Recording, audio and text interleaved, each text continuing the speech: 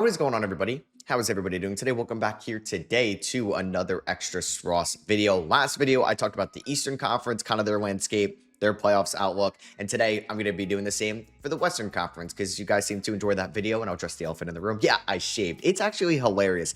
Every video I think I've uploaded since I grew out my beard was about my beard. It's like the James Harden comps, the W beard, L beard, shave the beard, keep the beard. Insane amount of comments about my beard.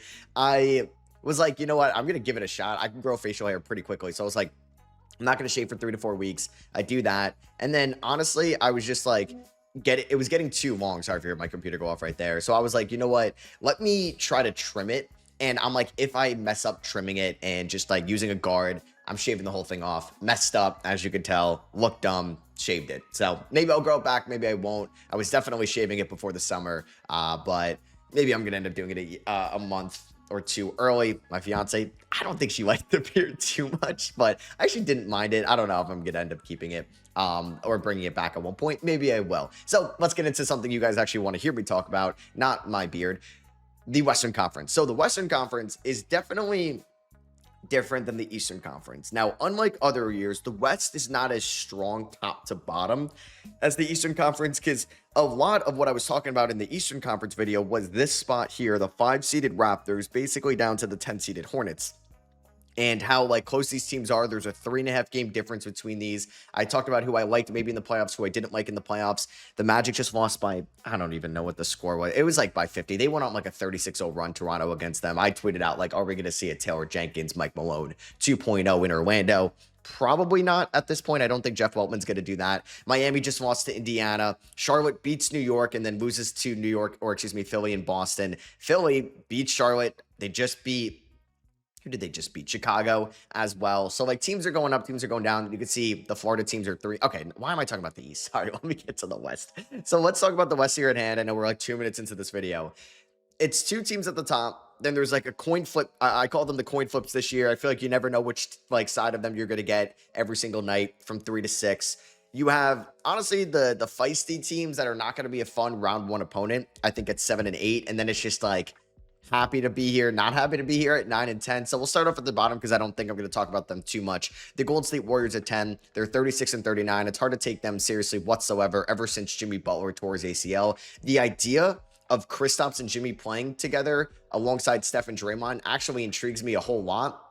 But the fact that like they made the Kristaps trade after Jimmy tore his ACL, which I already was like, all right, I thought they could make it to the Western Conference Finals, like a 4% chance. That goes down to like almost a 0.1, almost a 0% chance, right? So they've thrown out some unfortunate lineups since like all these injuries have gone down. Steph keeps getting delayed on his return. I just don't think he's going to be back this year. They're 21st in net rating in the NBA since the All-Star break. Hey, Guy Santos has had his moments. Pods has had his moments. They also lost Moses Moody for the year and potentially into next year as well. So this has been kind of like a year from hell for Golden State. A lot of guys have gotten hurt. Steph's getting up there in age.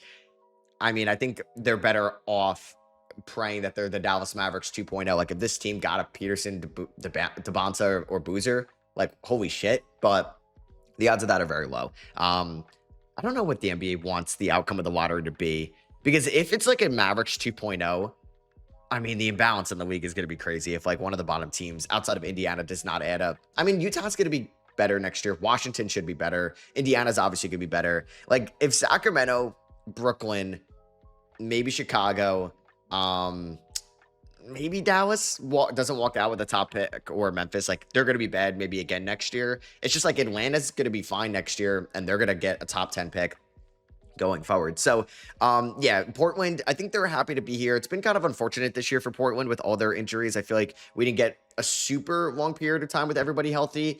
Dame was never going to play this year. Sharp is out with a calf injury. Grant had like an Achilles issue earlier. He's out with a calf injury right now. Tamani Kamara has been playing, I think, a little bit better as of late. He had a good game the other night. He's played 76 games for them this year. He might play all 82, and he could definitely be on an all-defensive team. I think Klingon's been great. Scoot, it's been another up and down like Scoot experience. So like it was always going to be hard to like evaluate him properly this year since he had this like severe hamstring injury, right? And I just feel like his better games since returning have been against bad teams. Like this 28 point performance was against Indy. guess Indies, like, they're bad, but, like, I don't know. They've had some consistent games out there. He had a 25-point performance against the Utah Jazz. He recently had 23 against Milwaukee, 21 against Washington. But I feel like against better teams, he has not shot the ball particularly well, like 35% against Denver, 28% against Philly, 11% against Houston, 33 against Atlanta, 25 against Charlotte. Like, yeah, he's playing. And I guess the Minnesota game was maybe the best one, in which they ended up getting blown out by 24. And so they might have their eyes set on next year. I would say don't make the playoffs, just because you're going to get smoked by OKC and you're going to lose your first round pick because it's lottery protected to Chicago. But I guess you hope next year this team with Dame returning, maybe they make a semi-big move in the offseason. Maybe they move I don't know, a Grant or a Sharp or a Scoot or something like that. Or a Drew, right? I just doesn't feel like a wasted Drew season. I just feel like Drew could have really helped out a contender. And I wonder what the other deal could have been on the table. Like if they, I don't know, or like what another team. I think Dallas was interested in Drew. It's interesting in theory. I think the Kings were interested in Drew. Maybe good thing they didn't do that. Clippers, it really depends like what Clippers team you're going to get. So since the All-Star, or excuse me, since the All-Star break, they're 10th in the NBA net rating. Darius Garland has been playing out of his freaking mind since this trade statistically. As a Clipper this year in 13 games, 51 from the field, 51% from three on 8 attempts a night. He's shooting 86% from the free throw line, 21 points, 7 assists. He's had some monster like box score games. He went 41 and 11 against Dallas. He went 30 and 5 against the Pacers with he did have 4 turnovers in that game. He had 15 and 11 against Milwaukee, 24 and 6 against Toronto. I actually wanted to look up his on-off stats with Kawhi Leonard out there because these guys, I mean, when they're healthy, have been a lot of fun to watch together because he's, I guess, not playing with like a heliocentric guard anymore in Garland, and Kawhi could be a little bit more passive and plays a different style of play. So it's a small sample size, still 170 minutes, but they have a plus 18 net rating when they are on the floor together. Hey, this is, I think, a good trade for both teams. I mean, Cleveland, it's always going to depend on how they make out in the playoffs. Like if they lose in round 1 or round 2 in a convincing round 2 fashion, they're going to maybe regret the trade a little bit, but they're thinking that Harden can help them more than Garland in this specific playoff run. And I can't really disagree with them. But long term, Garland's 26, Harden's 36. You feel more comfortable about having Garland on your roster. I know he's a smaller guard, but hey, can we get 3 more years of Garland at this level? That takes us through the next contract. Maybe Garland on another contract worth $40 million, I'll be a little skeptical about. But right now, he's playing some phenomenal basketball. I don't think a team wants to play the Clippers, a healthy Clippers in round number 1. It sucks Yannick got hurt because he would have been a fun, like, kind of swing piece, X factor in the playoffs. I mean, like, we're going to get them in Phoenix. The Clippers could be like, hey, they could win 2 games against OKC. They can win 2 games against San Antonio. I don't see that happening, but I would probably never see like an 8 seed or a 7 seed pulling off an upset. Like nobody predicted Miami to beat Milwaukee a couple years ago. So I'm still going to think that they're a first round exit, but you're just also happy that, you know what, we didn't give OKC a top 5 pick. Phoenix, I mean, like, I'm going to give them a round of applause whenever their season ends. Like I thought they were going to be the 14th seed, I think, going into this year. Dead freaking wrong. And I thought, okay, Devin Booker goes down. This offense is going to just flat out suck. Dead wrong. Devin Booker has missed, 10 plus games this year. And their offense like stayed alive when he was off the floor. I mean, Dylan Brooks, like the definition of a floor raiser, unfortunately, is hurt right now. Like Grayson Allen has been elite as a 3-point shooter in a high volume. Like 35 from 3, whatever. 9 attempts a night. He's had to step up as like a higher scoring option than he thought he was going to be this year, maybe. Now with Kevin Durant and Bradley Beal gone. Colin Gillespie, breakout guy. Mark Williams is great. I mean, Jalen Green has had his moments in March. Outside of that, not really a lot. Like, if you would have showed me these stats and, like, these games played, I would have said this team was going to go, like, I don't know, 38 and 44 maybe, like, at the best. They're 41 and 33, and their over-under was 30.5 wins. Now, like, round of applause to Phoenix. I think they make it out of the playing tournament. They could lose to the Clippers. It's going to be a fun matchup because they're like 4 and 6 in their last 10, but they have lost some really unfortunate games. Like their loss to Denver by 2. They lost to the Raptors where Scottie had that insane block on Jalen Green. They lost by 1 to San Antonio on a Wemby game winner. They lost by 3 to Milwaukee. They lost by who was the Minnesota they lost to as well. By like less than 10. Boston, they had a good game against. Like they've had some unfortunate losses that could have gone either way going forward. So I don't think I don't know though. You get Dylan Brooks under one of these guys' skin. I mean, dude, give me Phoenix OKC. It's just going to be fun. I'm still taking OKC in like 5 or 6, probably 5. But like Dylan Brooks going up against like Shea. Hell yeah, man. Give me that in a playoff series. So next up we have, I guess we could talk about the coin flip team. So that's 3 through 6. Lakers, Nuggets, Timberwolves, Rockets. We'll start off with Houston, a team that's had some bad losses like over the last few weeks. Now, Houston, since the All-Star break, they are 13th in the NBA in net rating. They had a weird storyline go down at the All-Star break where Kevin Durant was getting accused for being on a burner, shitting on his teammates, shitting on former teammates.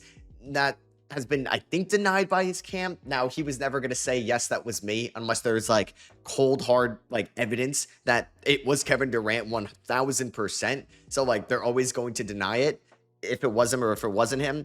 We'll see if that ever comes out, but you do feel like, okay, could there be a little bit of like tension in this locker room? Like they lost, I mean, they had a terrible loss against Minnesota in overtime where they were up by double digits in overtime and they blew that game. But like Şengün had this like sick game-saving block to force OT. And I know he didn't play great up to that block, but like bleeding from the mouth, like it was pretty badass. And like, you think guys would run over and like say like, let's freaking go. And it's just like, everybody walked to the bench. Maybe they were just upset we got there because they didn't have Ant in that game in against Minnesota, but I don't know. It just feels like something's off there. And Ime Udoka has not enjoyed coaching this team. It feels like as of late. They lose to Chicago. They gave up 132 points. Like the bench was non-existent for them in this game. Back-to-back losses against the Lakers. I mean, like they blow out Atlanta, who was on a big winning streak. They beat Miami by 1. I think Kevin Durant played, I don't know if he was the one to hit game winner. Like you beat the Pels, you beat the Raptors, who can't really beat good teams or great teams this year. You get blown out to San Antonio. I do think, depending on how the standings work, this is a round 1 exit. Like if they're going up against, honestly, Denver, Minnesota, I'm taking those two teams to beat Houston right now. And honestly, like you asked me a month ago, I'm taking Houston to beat the Lakers. I still could at the end of the day, but the Lakers have been playing as good as anybody as of late. They're 9-1 in their last 10. I guess we can get on the Lakers now, but I do think the Lakers right now with the way Luka's playing, which is unreal. Like he's playing unreal all year long, but he's playing now where people are bringing up an MVP talks like more legitimately than it's been all year. He's going to win the scoring title this year. He's going to end up on All NBA first team and finish top 4 at the minimum in MVP voting, could be higher. And now you have like Reeves healthy, LeBron healthy, and now you're seeing like what these guys could do together. And I think LeBron was maybe the guy that it felt like he was holding this trio back, but now it's just like, no, these guys are unreal. Because if you look at the on-offs, right, like the Lakers with the trio, if Reeves is off, LeBron and Luka are on, negative net rating. If you look at LeBron and Reeves with Luka off, negative net rating. And then if you look at Reeves and Luka on with LeBron off, plus 14 net rating. But I still think LeBron makes this team better, obviously. Marcus Smart has been great for them this year when he's been out there. I think he's been a solid enough defender where he might even earn consideration for an all-defensive team. DeAndre Ayton, it's gone as much as you'd expect, but I think he's given them some moments as of late when there was a rough patch a few weeks ago. Luke Kennard has not missed, I think, a single 3 since being traded to the Lakers. I'm exaggerating that, but it feels like it. So the Lakers also don't have a great bench, and that's kind of like why I think the Rockets and Lakers match up well against each other, where it's like star power versus star power. And we'll see like how they would defend Amen Thompson from 3. Like you're not going to probably respect him. Will Josh Okogie, Dorian Finney-Smith, the former Laker, hit a big 3 or something like that at the end of the day? Potentially. I would... Man, like I said, you asked me a couple weeks ago, I'm taking the Rockets 100%. I think I would maybe slide with the Lakers, but I think they match up well against each other. And then, like, if this is actually how it ends up, like Denver, Minnesota going up against each other in round number 1. Oh, my God. What a disappointing round 1 exit it would be for either one of these teams. Denver would probably be a little bit more disappointing just because you have a top 4 player, well, top 2, top 1 player in his prime right now, averaging a 27-point triple-double. Jamal Murray is having the best season of his career. You have a Peyton Watson breakout. Aaron Gordon feels like he's gotten better this year when he's been out there. And then you have finally a solid backup big in Jonas Valanciunas that sometimes they use, sometimes they don't. Christian Brown has been definitely disappointing, and Cam Johnson too, but like you have the depth, you have the star power, you have the defense, you have the shooting. Like this team should win it all in theory. Like it's a good enough team to win it all. And if you were a round 1 exit, that is so disappointing. I don't know if that gets Adelman fired. I mean, they have a Peyton Watson extension to worry about in the offseason. What if a team throws $130 million at him? Like, do they pivot to trading Cam Johnson or Christian Brown or somebody like that? I don't know. Their defense is not great, but their offense is the best in the NBA. Since the All-Star break, though, they are 9th in net rating, which is better than Minnesota. But Minnesota hasn't had Ant for a decent amount of that. But like Minnesota as well. Like I think if you lose in round one, it's extremely disappointing. This team, I mean, they just beat Boston in Boston without Anthony Edwards, and they are going to rely so. I mean, like their defense. I think it's a little bit like. I don't know. They're eighth in defensive rating. It does not feel like they're a top tier defensive team. And like Rudy Gobert holds this team up so much defensively. And if he's not on the floor, I don't know. I feel like Jaden McDaniels, like, there's only so much you can do as a perimeter defender. Like, Ant, if it's the fourth quarter game on the line, can clamp up, but Ant and definitely Randall throughout the first, like, 38 minutes of a game, 42 minutes of a game, they're not super reliable defensively. Now, Ayo has been a great addition for the Minnesota Timberwolves and exactly what they need off the bench. I mean, Bones Highland has been such a huge pickup for especially what they paid him, like the minimum. And he's having a career breakout. He's either going to earn money from Minnesota or somebody else in the offseason. That like Kyle Anderson's had some moments since getting picked up. I just think like if it's Denver, Minnesota, like these guys have thrilling matchup after thrilling matchup with each other. I'm taking Denver, but god damn does it suck for Minnesota to be a round one exit. Like I guess I still think Minnesota has a better chance at beating San Antonio or OKC other than more than the Lakers and the Rockets. So based off me as like an NBA fan that I think will have the best round two matchups, it's Denver getting that 3 seed and Houston, I guess, getting that 6 seed. So then you get Lakers, Minnesota round one, a rematch from last year. You get Denver, Houston. Theoretically, this isn't trying to be like anti-Houston or Lakers. Denver, Minnesota advance. You would get Denver, San Antonio, which would be cinema. And then you get OKC, Minnesota. I mean, maybe we do get Denver, OKC again in round number 2. Maybe I'm just discrediting Luka and what he's been doing as of late. I just don't feel like the Rockets. I mean, it just sucks that Fred VanVleet and Steven Adams got hurt because it felt like that was such a big blow to them being a serious contender, and they don't make a single move at the deadline either. Tari Eason has been shooting like 12% from 3 since the All-Star break. It's going to be tough for Houston at the end of the day. They look like a completely different team than what we saw in January. And then the two big guys at the top, the Thunder and the Spurs. So the Spurs, since the All-Star break, are the #1 team in terms of net rating. OKC's at number 4. OKC's starting to get healthy again with J-Dub returning. He had a really good game against the Knicks, in which they had ended up just beating them by 11. They're going to win 60 games this year. They're over-under with 62.5. Now, there is a little bit of like, okay, there's an MVP debate between Wemby and Shea. The 1 seed could still go to San Antonio. I don't think that's going to happen. I mean, when you look at, I think I did this before, the strength of schedule towards the end of the year, because Tankathon has like a good visualization of this. Yeah, so OKC's got the toughest schedule remaining. Now, they play Detroit tonight. It's not that tough of a game because I don't think Jalen Duren's playing. Asar Thompson might not play, and we know Cade is out. Like, OKC should win this game even on a back-to-back, but they still have to play the Lakers twice, Denver, Phoenix, the Clippers. And then if you look at San Antonio, they have the 18th hardest schedule. Denver twice. Hey, Philadelphia, like kind of hard now. Clippers, Portland, and then they get to play like Dallas, Chicago, and Golden State. So, I mean, I still think OKC gets the 1 seed. I still think OKC is better at the end of the day. It's hard to like see a team with no really true playoff experience make it to the NBA Finals like the Spurs would be this year around Wemby, but I'm so excited to see Wemby in a playoff series. I do think these are the 2 best teams in the Western Conference and in the NBA right now. And honestly, I think we get an OKC San Antonio Conference Finals. I think it's a little bit more easy to predict in the West than the East, because I think the East, there's so many different combinations between the top 4, right? Like, I think I could see New York, Detroit, New York, Boston, New York, Cleveland. I could see Boston, Detroit, Boston, New York, Boston, Cleveland. I could see, I think, every single possibility. Cleveland, Detroit, Cleveland, Boston, Cleveland, New York, whatever is mathematically possible.